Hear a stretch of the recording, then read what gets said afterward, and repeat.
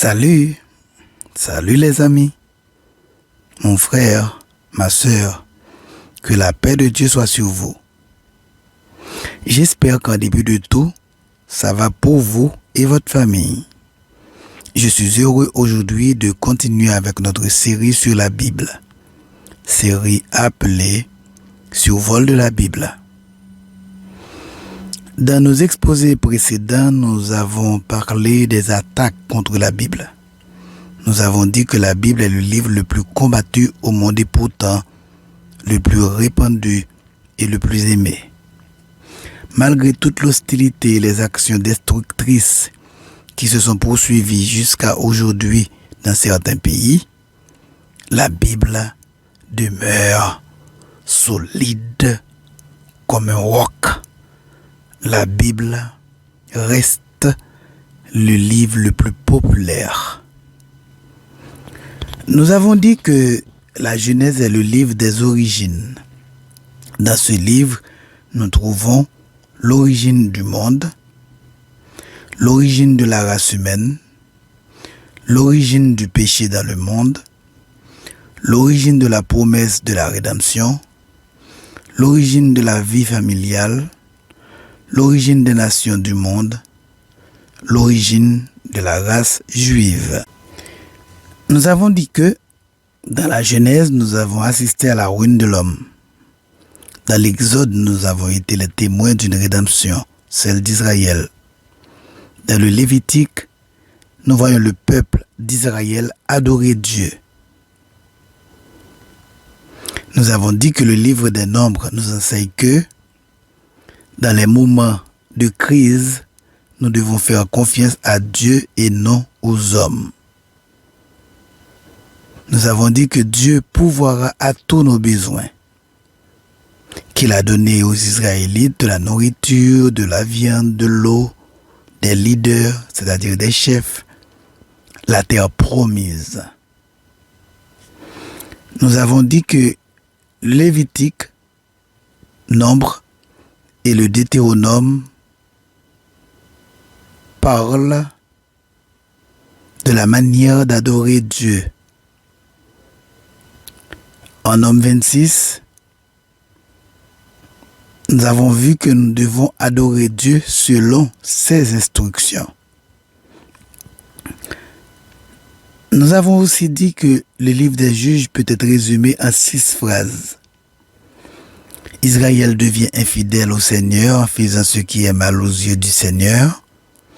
Le Seigneur punit cette infidélité en suscitant contre Israël un oppresseur, généralement un des pays voisins.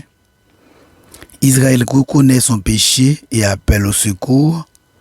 Le Seigneur répond à cet appel en suscitant parmi Israël un juge, véritable chef de guerre qui va réussir avec l'aide de Dieu à libérer le peuple. Le pays connaît alors une plus ou moins longue période de paix et le cycle recommence. Nous avons dit qu'on a appelé le livre des Juges le récit de l'âge sombre du peuple d'Israël. Nous avons dit que lorsqu'un peuple passe la majeure partie de son temps à désobéir à Dieu, il fait très peu de progrès. Nous avons aussi dit que les livres des Nombres racontent 40 ans de pérégrination du peuple d'Israël dans le désert. Et le livre des Juges nous le montre s'éloignant constamment de Dieu.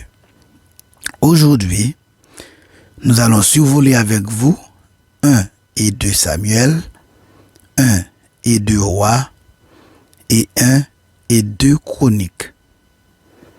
Je vous demande de partager cet exposé avec vos amis, mon frère. Je vous prie de le partager avec votre famille, mon ami. Abonnez-vous à ma chaîne pour être au courant de mes prochains exposés. S'il vous plaît, abonnez-vous. Cliquez dès maintenant sur le bouton « Abonnez-vous ». Si vous voulez que d'autres personnes soient au courant de cet exposé, cliquez sur « Aimer ». Je souhaite à vous toutes et à vous tous bonne audition.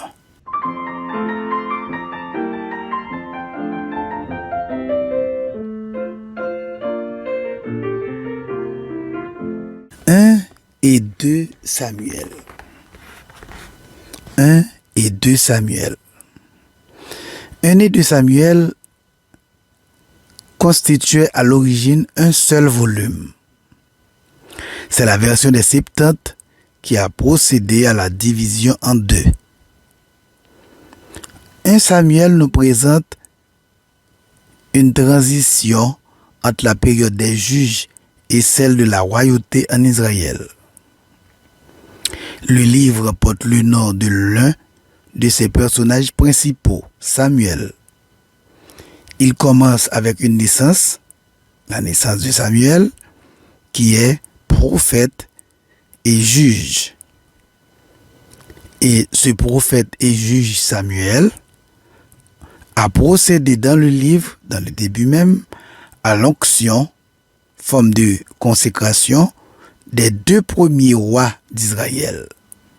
Saül, intronisé en 1050 avant Jésus-Christ, et David, roi en 1025 avant Jésus-Christ.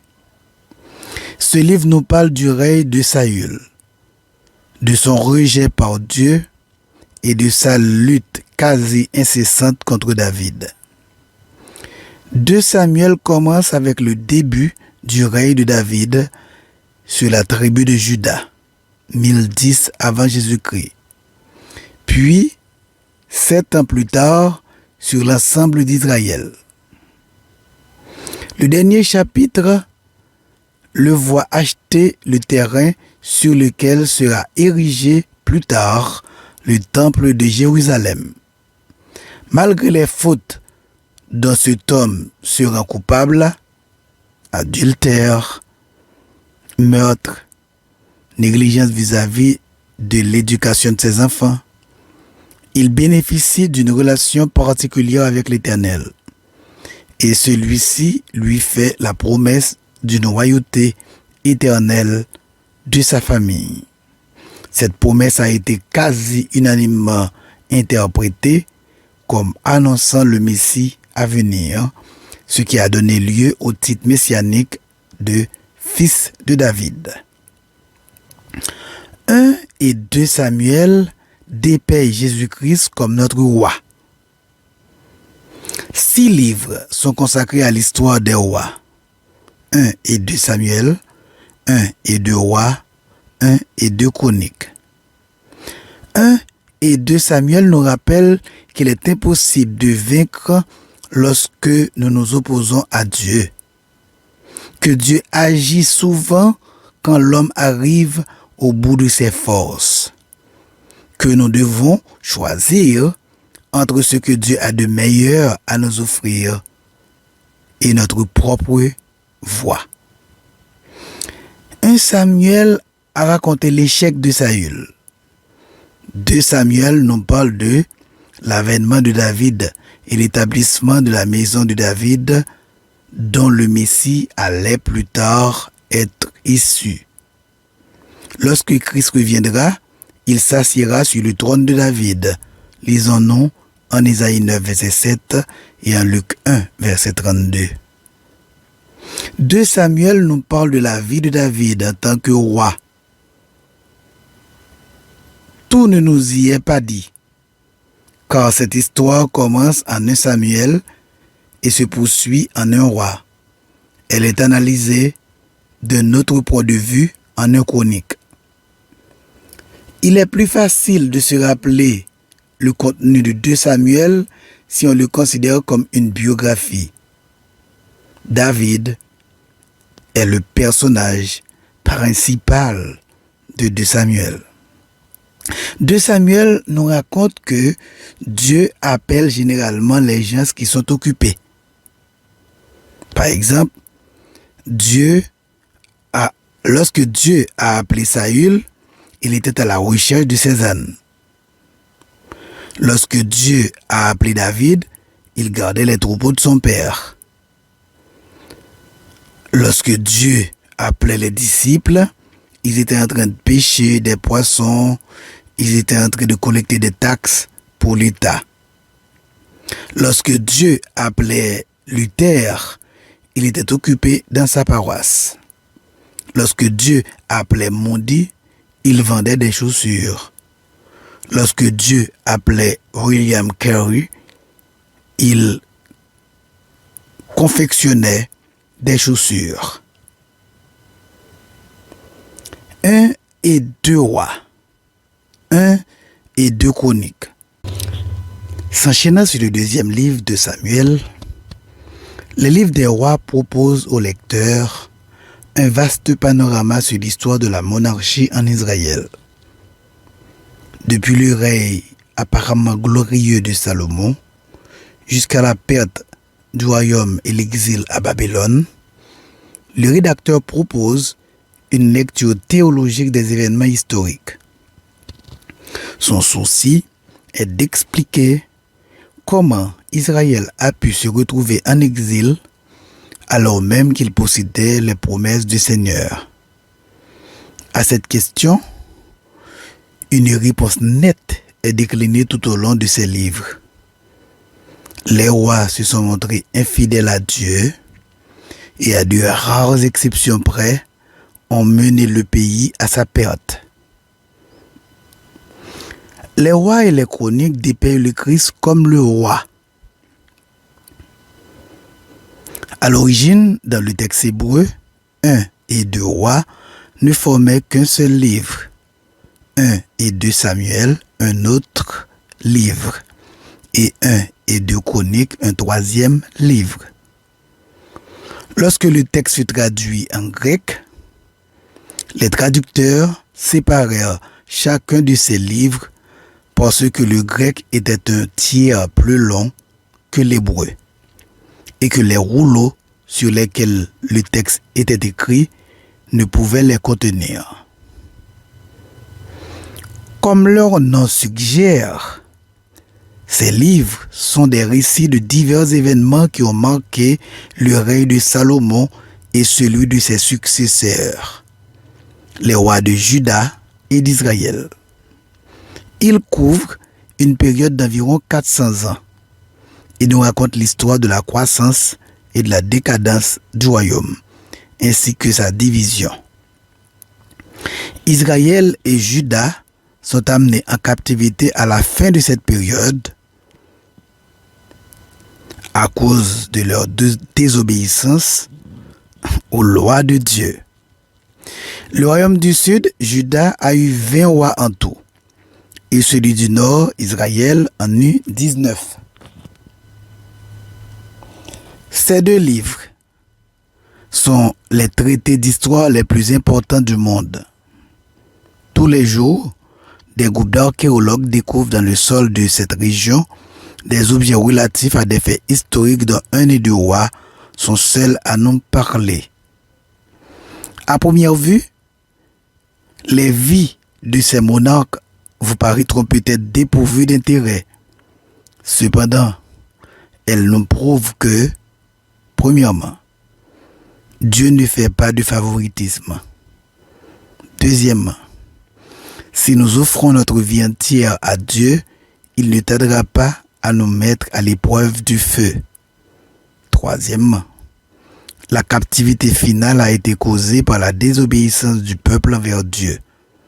Elle avait été prédite depuis Deutéronome 28, verset 49.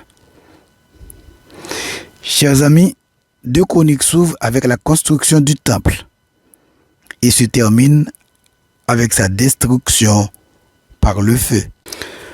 Les livres de Samuel, de Rois et de Chroniques nous prouvent que notre Dieu est tout-puissant, que notre Dieu est merveilleux. On se sent vraiment émerveillé lorsqu'on fait la lecture du texte qui parle de la victoire d'Élisée sur l'armée assyrienne. L'armée assyrienne voulait l'arrêter et avec la puissance de Dieu, Élisée a aveuglé les yeux de toute l'armée assyrienne. C'était extraordinaire.